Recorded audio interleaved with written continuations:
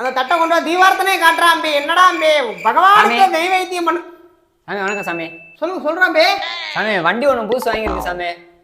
அதுக்கு ஒரு பூசை ஒன்று போடணும் சாமி. பூஜையா? ஆமா சாமி. எங்க இருக்கு வண்டி? எங்க இருக்கும்? இந்த வெளியே நிக்குது சாமி.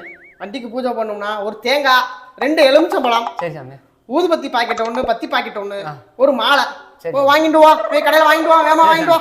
இந்தாங்க சாமி. அம்பி இந்த 2 எலுமிச்சம்பழத்தை முன்னாடி பின்னாடி சக்கரத்தில் வை. பிள்ளையாண்டா நல்ல தேங்காய் வாங்கிட்டு வந்துட்டு இருக்கான். அருமையான தேங்காய்.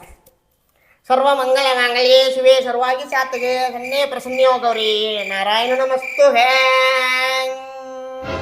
தொட்டு கும்பிட்ற அம்பி. பிள்ளையாண்டா நல்லா வரணும். நல்லா தேங்காய் வாங்கிட்டு வந்துட்டு இருக்கான். பகவானே சாமி என்ன உடஞ்சுட்டு? என்ன சாமி தேங்காய் தரையில் உடைக்காம பையில போட்டு உடச்சிக்கிட்டு இருக்கீங்க? அது ஒன்றும் இல்லடா, தரையில போட்டு உடைச்சா ரிட்டன் யூஸ் பண்ண முடிய மாட்டேங்குதோ, மண்ணாயிருதோ. அதை சேஃப்டியா உடச்சுட்டு இருக்கேன், வேற ஒன்றும் இல்லை. சாமி அதுக்குன்னு பையில போட்டு உடச்சா சாமி ஏத்துக்குமா சாமி? அட நம்ம பகவான்ரா, நாங்க எது பண்ணாலும் பகவான் ஏத்துக்குவா. அது ஒன்றும் பிரச்சனை இல்லை. அது மட்டும் இல்லாம தேங்காய் கடையில வாங்கினா 50 ரூபா சொல்றான். அதான் இப்படி சேஃப்டியா உடச்சு கொண்டு போய் என் ஆத்துக்காரிக்கிட்ட கொடுத்தேன்னு வச்சுக்கோ, அவ தேங்காய் சட்னி தேங்காய் சாதம் இப்படியே தான் யூஸ் பண்ணிக்குவான். முத மாதிரி வருமானம் இல்லடா அம்பி. என்ன பண்றது, நாங்களும் பொழைக்க வேணாமா? வயிற்றுக்கு தானே பொழைக்கிறோம் நாங்களும்.